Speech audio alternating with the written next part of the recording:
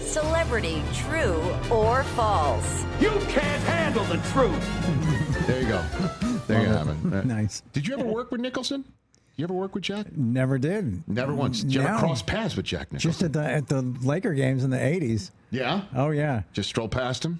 Chit-chatting? Yeah. Were you selling him? You know, at halftime, they'd have that lounge you'd go and hang out. Yeah. One, like, I saw him coming in, and I'd just gotten engaged to my first wife, Donna, and I saw Jack, and he goes, well, that's good news for the rest of us. And I'm like, that was pretty cool. That was pretty cool. Taking you off the board was good news for Jack? Well, just that he knew that I was alive was cool enough, but to then see value in my decisions, Man. All right, first up, true or false, Charlie Sheen. You stayed awake for 48 hours before shooting your scene in Ferris Bueller's Day Off.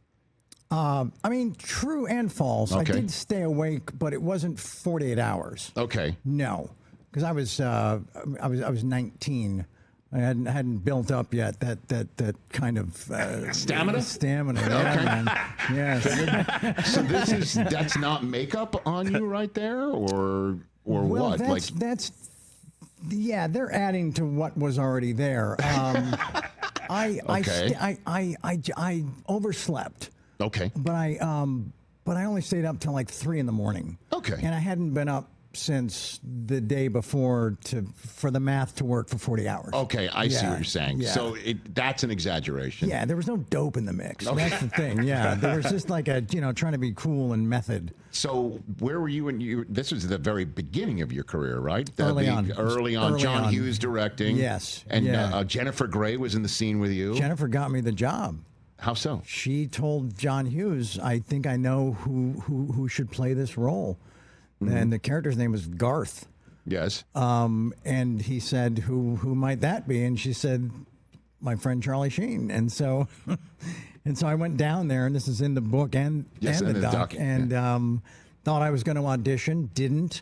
He just looked at how I'd prepared and what I was wearing and said, oh, great, we'll see you in a week. I was like, oh, okay. And then I showed up in a week, just not at the time they said I was supposed to be there. And so it's pretty funny because Jennifer was like really mad. She was on a heater when I rolled in. Because she put herself out there for you. Yeah. And I was showing up like a rank amateur, And so in those first few shots in that police station where you see her, that is all genuine. There's no acting on her part. Because she's legit. Oh pissed. yeah. Oh yeah. Man, who knew you were helping her get into character? Did you at least tell her that afterwards? Hey, No, but I mean, I think this many years later, you should. It's pretty apparent. Yes, very nice. Next one up. True or false? Oliver Stone made the cast of Platoon go through a pre-shoot boot camp. Everyone was treated according to the rank of their character in the movie. True, like true, all caps. True. How so? All caps. Just that. Yeah, it was. It was an intense 3 weeks in the Philippine jungle. Completely cut off from the outside world. We dug our own foxholes and lived in them. Nobody showered for 3 weeks. Mm-hmm. And yeah, you were treated. You went only by your character name, and whatever rank you were in the platoon is how where you fell on that ladder. Did anybody take it too seriously, or you're just being pros here, like where they treated the rank like maybe knocking you down a peg because they were getting into the role of being outranking you or anything like that? Anything in that regard, Charlie? Yeah, no? there was a couple times. Yeah, I mean, there's a term in the military. It's the FNG. Yes, okay. The freaking new guy. Okay, right? yes, yeah. right. So I got a lot of that. From who? Do you remember? From Behringer a little bit. From McGinley. McGinley, yeah. huh? From Captain Dale Dye.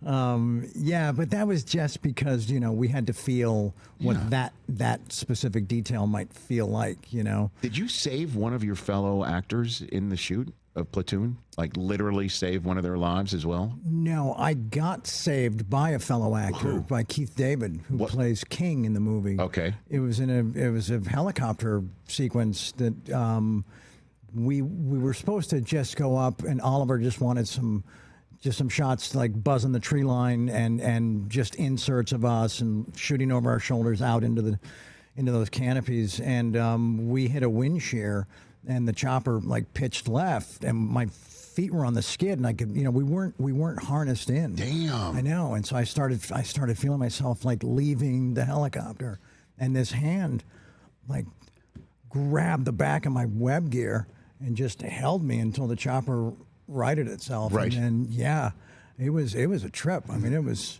Well, I mean, when you're going through this boot camp, were there any, I guess, flashbacks, for lack of a better phrase, to you being a kid on the set of Apocalypse Now with your dad? Impossible not to have them. Yeah. And maybe not so much flashbacks, but just trying to come to terms with the reality that I was just here, well, not just, but 10 years earlier, while Dad, with Dad, and he's narrating his Vietnam film, and I come back a decade later to narrate mine. And literally, like, some of the sets on Apocalypse, based on where we shot Platoon, were a quarter mile away. Like, we were in the same region. Damn. Yeah. That had to freak you out a little bit. Odds, yeah, that's the only thing I had to sort of just fight through. That, all right, this was meant to be. It's my turn, and that's okay. But it was, who could have predicted that? Yeah, I wonder if you would tell Berenger, who's the new guy around here? I was here as an what I'm 11-year-old. saying? What the hell? I should be giving it to you. Thank you. That's what you should have been doing. You're absolutely right. But you're just being a professional, I understand. Yes, thank you. Speaking of Oliver Stone, next up, Charlie Sheen. True or false? Oliver let you choose between Jack Lemmon and Martin Sheen to play your father in Wall Street. Is that true? Wow. He did mention Jack, but I don't know that it was. They're both available. Choose one. Okay, so that's false then. I just can't remember if he told me after the fact that after Dad got the part that he was seriously considering Jack Lemmon. What was that like acting with your dad in an Oliver Stone movie like Wall Street? It was that like? amazing. It was amazing. Yeah, I mean, I wasn't really bringing my A game during Wall Street. There was a lot of distractions, a lot of fun stuff going on, right? That wasn't taking place at Jackson Steinem. That's our trading firm. In the movie. I'm aware of that. Yes, Bud Fox. I'm aware of that. Yeah. But no, it was. Especially that scene in the elevator. I mean, come on, Yeah. Yeah. I cover that in the book. Mm-hmm. That he's dad can be a little bit crafty when he wants to be. Well, I mean, I know you got into the book, but if you want to reveal a little bit for our audience here about it, please. No, he never, that classic line where the size of his wallet, that thing. He never did that in a rehearsal. That happened in the first take when they rolled, and so I'm just waiting for it as he was doing it, and suddenly, it's half my face is on the elevator wall, right? Right. Yeah, no, it's a different level of surprise. Hopefully more than Rob got in fatigues with a ball bat on Halloween. Call back from the first segment right here. Saying. Appreciate that. But Mike Del Tufo, I don't know if you could see through the cameras. You going to hold that one up right there? Oh my gosh! That is a brick phone. Wow. Which was signed by a previous guest on this show named Michael Douglas. Is it really? That's amazing. I don't know if that it's a brick phone. Then he said he signed it AKA Gordon. Wow. If you wouldn't mind, before leaving it, you sign the other side of it as Bud Fox. I'd be insulted if I wasn't asked to do that. Outstanding. That is awesome. Great, because that is just one of the greatest scenes of him saying, "This is your wake-up call, pal." Go to work. Is it get to work or go to work? Go to work. Yeah. Yeah. Two lines that are amazing. I mean, That's obviously, so many lines. Thank you. Great. What was that like, having a front row seat of? Again, I know that things were going a little crazy in your life, but it's funny watching Michael Douglas work in that role of Gordon Gekko. But you mentioned it as a front row seat. Yes, sir. And that's really accurate, because there were times when, I got caught just enjoying his performance. Right. And then it's like, oh, my line. Yeah, of course, Mr. Gekko. Why would I think differently? It was, I can't sit here and say, well, he was obviously going to win the Oscar, but there was something really special going on with just with the energy that he brought to it, Do you know, in the famous Greed is Good speech, I think it was like the second or third take, and we were in a ballroom, and there was, 200 extras, and Michael's in the middle of just, what has become one of the great speeches in cinema history. And at one point, Michael stops the take, and he says, "Hey, Oliver, I'm over here," because Oliver, during that whole speech, had his face buried in the script, like making sure he got all the words right. That's in the book. So he's he's not watching the performance. Like, who cares if he changed the word or went off book or something, right? So he's just like, and he looks up and Oliver didn't say anything. He just kind of nodded. Yeah, in the book I say, in that moment I wanted to buy Michael Douglas a new car.